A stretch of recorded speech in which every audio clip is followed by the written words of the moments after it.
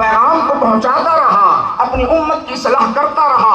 ہم ہر رسول پر ایمان لے آتے ہیں، ہم ایک رسول پر ایمان لا کر دوسرے رسول کا انکار نہیں کرتے، جیسا یہود کرتے ہیں، جیسا نصارہ کرتے ہیں۔ یہود و نصارہ کیا کرتے ہیں جانتے ہو؟ قالت الیہود لیست النصارى وقالت النصارى لیست الیہود۔ وہ کہتے ہیں نصارہ کچھ بھی نہیں ہے، ان کا مذہب ہی نہیں ہے، ان کے پاس اللہ نے کتاب اتارا ہی نہیں۔ یہود اس طرح کہتے ہیں، اور نصارہ کیا کہتے ہیں؟ یہود کوئی مذہب ہے ہی نہیں، موسیٰ علیہ السلام پر کوئی کتاب اتاری ہی نہیں۔ آپس میں اس طرح اختلاف کرتے ہیں، اور کرتے ہوئے ہمارے نبی پر ایمان نہیں لاتے، تو اب وہ ایمان مسلمان باقی نہیں رہے، کافر کہا اللہ سبحانہ وتعالیٰ نے ان کو۔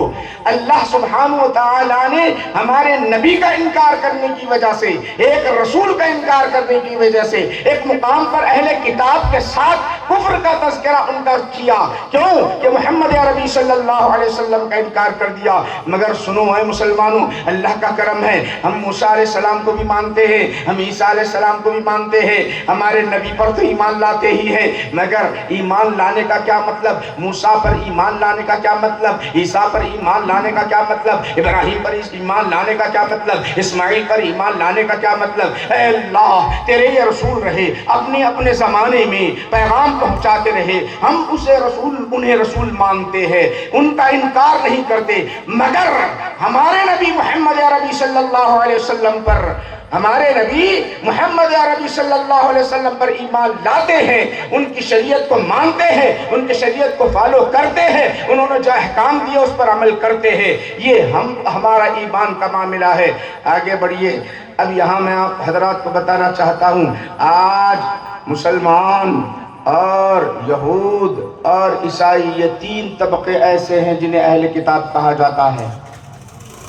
اللہ نے ہر ایک کا مقام بیان کیا، مرتبہ دیا، مگر آج ہم جس سطح پر ہیں، جس نچلی سطح پر ہے، اس کو بھی غور کریں۔ ہمارا مقام کیا ہے؟ ہمارا مرتبہ کیا ہے؟ ہم کس مقام پر ہیں؟ باعتبار عزت، باعتبار فضیلت، باعتبار بلندی، اللہ نے جو دیا وہ کہاں ہے؟ ہمارا کیا مقام ہے اور ہم کس درجے میں ہیں؟ آج وہ سبق میں آپ کو پڑھاؤں گا، ہمیشہ ہمیشہ ذہن میں رکھو میرے بھائیوں، اور یہ سبق اپنے دل میں اتار لینا، اپنے دل میں اتار لے کر ہمیشہ اس پر عمل کرنے کی کوشش و جستجو کرنا۔ یاد رکھو کہ آج میرے آقا نبی کریم صلی اللہ علیہ وسلم کے جشن میں کتنے نوجوان شریک ہوئے، باہر سے بھی آئے، گاؤں سے آئے، بیملی سے آئے، اطراف اکناف سے آئے۔ ماشاءاللہ ایک جلوس ایسا معلوم ہو رہا تھا، اسلام کے ماننے والے مسلمان ایک دوسرے کے ساتھ اتحاد کا جذبہ پیدا کرتے ہوئے مولانا حافظ و قاری سید نعمت اللہ صاحب کی جو اس جلسے کے جلوس کے جو صدر ہیں، ان کے قیادت میں آپ چل رہے تھے۔ بڑا اچھا معلوم ہوا، اتحاد کا یہ جذبہ بڑا اچھا معلوم ہوا، اتفاق کا یہ بڑا اچھا جذبہ بڑا اچھا معلوم ہوا، یہ محبت کا بڑا اچھا جذبہ بڑا اچھا معلوم ہوا۔ آؤ میرے بھائیوں، ہمارا مقام کیا ہے ہم ذرا دیکھ لیں۔ قرآن اور احادیث شریفہ کیا کہتی ہے؟ اللہ کے رسول صلی اللہ علیہ وسلم ارشاد فرماتے ہیں، بخاری شریف کی حدیث میں آتا ہے، اللہ سبحانہ و تعالی محشر میں ارشاد فرمائے گا، کس سے کہے گا؟ حضرت آدم سے کہے گا، اے آدم تم کیا کرو، جہنمیوں کو اور جنتیوں کو الگ الگ کر دو۔ جب حضرت آدم علیہ السلام جہنمیوں کو الگ کریں گے، جنتیوں کو الگ کریں گے، تو ہوگا کیا جانتے ہو؟ 1000 میں سے 999، 1000 میں سے 999 جہنمی ہوں گے، صرف ایک فرد اس کے اندر جنتی ہوگا۔ صحابہ حیران ہو گئے، ہمارا کیا حشر ہوگا؟ 1000 میں سے 999 جہنمی اور ایک فرد جنت میں جائے گا۔ چہرہ چینج ہو گیا، چہرہ تبدیل ہو گیا، جو ہے حیرت میں پڑ گئے، حیران ہو گئے، متفکر ہو گئے، اب نہیں معلوم ہمارا کیا ٹھکانہ ہوگا۔ خاموش تھے، سکتے میں پڑے ہوئے تھے۔ صحابہ نے عرض کیا، یا رسول اللہ ہمارا حشر کیا ہوگا؟ ہوگا۔ اللہ کے رسول نے اس وقت ارشاد فرمایا ذرا سن لو، ذرا سمجھ لو، میں نے جو کہا کہ حضرت آدم سے کہا جائے گا کہ اے آدم جہنمیوں کو الگ کرو، 1000 میں سے 999 جو جہنم میں جائیں گے وہ انسان نہیں ہوں گے بلکہ یاجوج و ماجوج ہوں گے، یاجوج و ماجوج کو جہنم میں داخل کر دیا جائے گا۔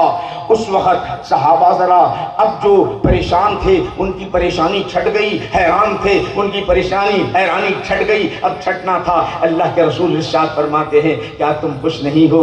آج ہم جس کا جشن منا رہے ہیں، جس نبی کا جو ہے میلاد منا رہے ہیں، بہت خوش نصیب ہو اے مسلمانوں، اے نلدرو کے مسلمانوں، اے نلدرو کے نوجوانوں، میں ایک بات آپ کو بتانا چاہتا ہوں۔ اللہ کے رسول ارشاد فرماتے ہیں کیا تم اس بات سے خوش نہیں ہو؟ تم اس بات سے خوش نہیں ہو جنت میں 1/3 افراد جنت میں چلے جائیں گے، اس بات سے خوش نہیں ہے؟ یہ کہنا تھا جو غم چہرے پر تھا ہٹ گیا، خوشیاں آ گئی، خوشیاں آنا تھا۔ اسی وقت صحابہ نے نعرہ تکبیر کی آواز بلند کر دی، حضور کا زمانہ، صحابہ موجود، نعرہ تکبیر کی آواز بلند ہو رہی ہے، صحابہ خوش ہو گئے، اب ہمارا تو حصہ اس کے اندر آ جائے گا، ہم جنت میں جائیں گے۔ میرے بھائیو یہ دنیا تھوڑے دن کا معاملہ ہے، حقیقت تو جنت ہے، ہمیشہ وہیں پر رہنا ہے۔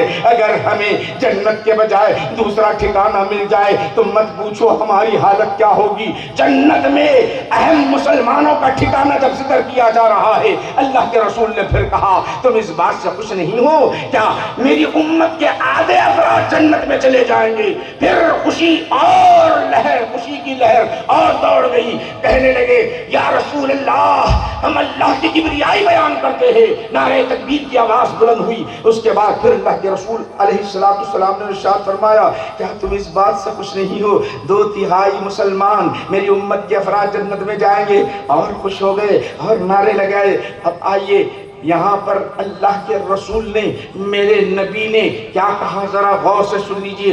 حضور نے ایسی بات سمجھائی امت کو تاکہ وہ گنتی ذہن میں آ جائے۔ حضور نے کہا کیا تم نے بیل کو دیکھا ہے؟ سفید بیل کو دیکھا ہے؟ صحابہ نے کہا کہ ہاں سفید بیل کو دیکھا ہے یا رسول اللہ، پورا کا پورا سفید ہوتا ہے، گورا پن اس کے جسم پر، اس کے چمڑے پر ہوتا ہے یا رسول اللہ۔ پھر حضور ارشاد فرماتے ہیں تھوڑے تھوڑے دبے جو ہوتے ہیں، کالے سیاہ تھوڑے دھبے ہوتے ہیں، یہ سفیدی جتنی ہے بیل کے اوپر جتنی سفیدی ہے، اس کے چمڑے پر جتنی سفیدی ہے، اتنی مقدار میں اللہ سبحانہ و تعالی میری امت کے افراد کو جنت میں داخل کر دے گا، میری امت کے افراد کو جنت میں داخل کر دے گا۔ سبحان اللہ، سبحان اللہ۔ میرے